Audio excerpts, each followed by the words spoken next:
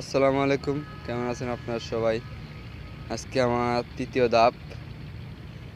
আজকে আসছে এলো ফতুল্লা স্টেশন। একটা ঘাটের সামনে এসেছি। চলুন কবুতরগুলো ছেড়ে দিই। আমার কবুতরগুলোর জন্য সবাই দোয়া করবেন।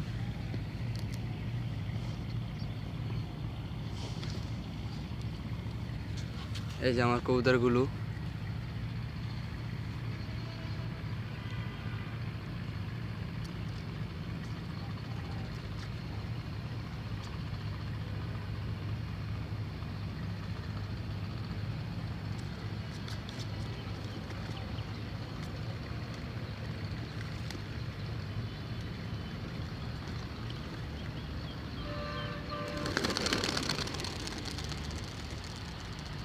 এই মাশাআল্লাহ দিয়ে চলে গেছে।